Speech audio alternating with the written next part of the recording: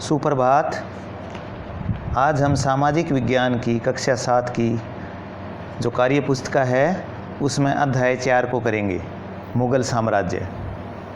क्रियाकलाप 1 ए मुगल किन वंशों के वंशज थे? मुगल माता की ओर से मंगोल शासक चंगेज़ खान के उत्तराधिकारी थे। पिता की ओर से वे शासक तैमूर के वंशज थे। ब क्या वर्तमान में शासन व्यवस्था वंश के आधार पर चलती है? नहीं, वर्तमान में शासन व्यवस्था में अधिकांश देशों में लोकतांत्रिक व्यवस्था में वंश आधार नहीं है, परंतु जहाँ तानाशाही है वहाँ वंश के आधार पर भी हो सकती है। जैसे उदाहरण के लिए उत्तर कोरिया। नीचे दिए गए बॉक्स में अपने परिवार का वंश वृक्ष बनाओ। इसे आप स्वयं करना। जैसे आपके परिवार में जो सबसे बड़ा पूर्वज है उसको आप जानते हैं, उससे शुरू कर करके और अंत में जो सबसे छोटा है वहाँ तक आप स्वयं बना लेना, क्योंकि आपका हर किसी का अलग होगा। नेक्स्ट पेज 2 उत्तराधिकार से तुम क्या समझते हो? वंश परंपरा के आधार पर अपने पूर्वजों से जो शासन, संपत्ति या अन्य कुछ प्राप्त होता है वह उत्तराधिकार कहलाता है।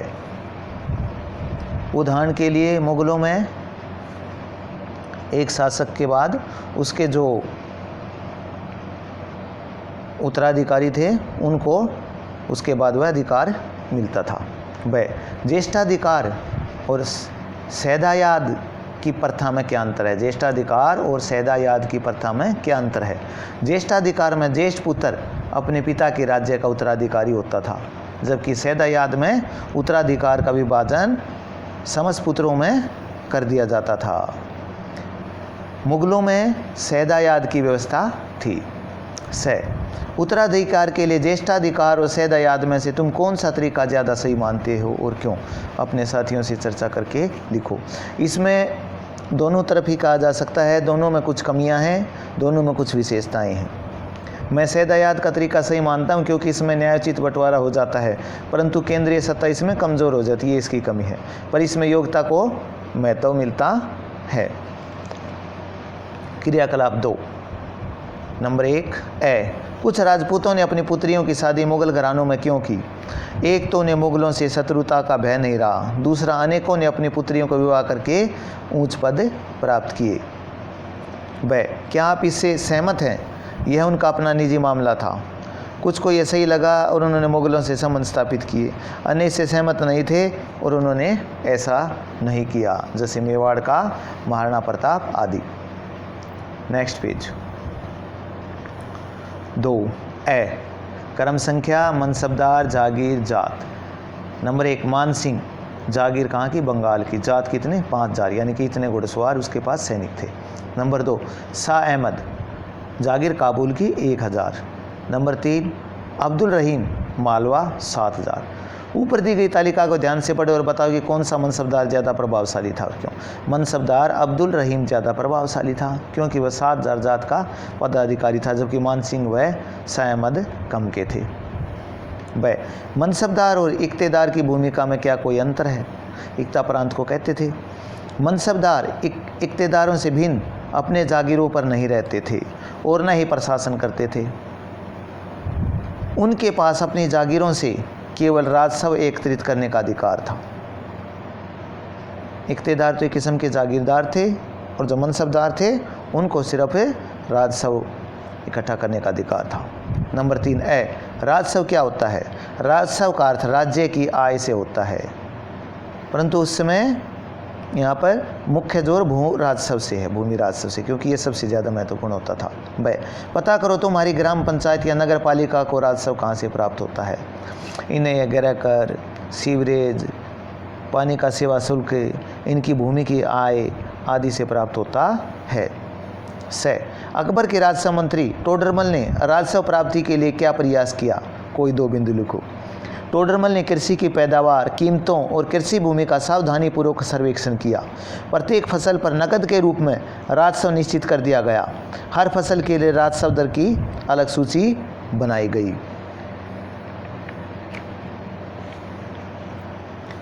क्रियाकलाप 3 3, अकबर सुलह कुल की नीति को मानता था, जिसका तात्पर्य था कि अकबर के समय में सभी धर्मों व विचारों को स्वतंत्रता थी। अकबर इबादत खाना में विभिन्न धर्म के अनुयायियों के साथ धार्मिक चर्चाएं करता था। इन चर्चाओं के आधार पर ही अकबर की समझ बनी कि हमें कट्टरता व मतान्धता को छोड़कर सच्चाई, न्याय और शांति पर बल देना चाहिए। क्या तुम इस सुलह कुल की नीति से सहमत हो? कारण भी बताओ। हाँ, मैं सहमत हूँ। सुलह कुल की सहिष्णुता की नीति विभिन्न धर्मों के अनुयायियों में अंतर नहीं करती थी, इसमें केवल सच्चाई, न्याय और शांति पर बल था और इसके कारण राज्य में एकता भी स्थापित होती थी। प्रशासन के लिए क्या इस नीति का कोई लाभ रहा होगा? यदि हाँ तो क्या? हाँ, इस नीति के कारण राज्य में विभिन्न धर्मों के लोगों में मेल मिलाप बढ़ा और कट्टरता और घृणा कम हुई।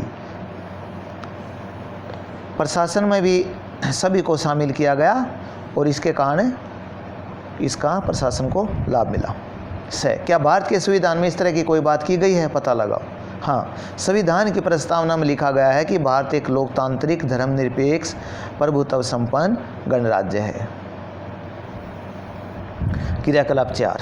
1, निम्नलिखित शब्दों की सहायता से खाली स्थान भरो। टोडरमल, बाबर, इबादत खाना, जमींदार, अकबरनामा। खालिस्तान मुगल वंश का सबसे प्रथम शासक था, बाबर। स्थानीय ग्राम के मुखिया या शक्तिशाली सरदार जैसे मध्यस्थ जो मुगल सरकार की तरफ से कृषि कार्य से प्राप्त राजस्व का संग्रह करते थे, उन्हें खालिस्तान कहा जाता था, जमींदार। खालिस्तान अकबर का राजस्व मंत्री 10 साल के लिए था, टोडरमल। ये अपने भूमि सुधार के लिए प्रसिद्ध था। अबुल फजल ने अकबर के प्रशासन के मुख्य अभिलक्षण का वर्णन अकबरनामा में किया था। यह अकबर के प्रशासन के समय धर्म और रीति रिवाज पर चर्चा इबादत खाना में होती थी। 2, मिलान करो। सदर के साथ आएगा धार्मिक व धर्मार्थ से जुड़े कामों का मंत्री सदर कहलाता था। बख्शी, सैनिक वेतनाधिकारी बख्शी कहलाता था। दीवान, प्रांत का वित्तीय अधिकार जिसके पास होता था वो दीवान कहलाता था। जागीर, राजस्व एकत्रित करने वाली भूमि जागीर कहलाती थी। नूरजहां, जहांगीर की बीवी। तो इस तरीके से यह अध्याय कंप्लीट होता है और इसको ध्यान से करना। Thank you.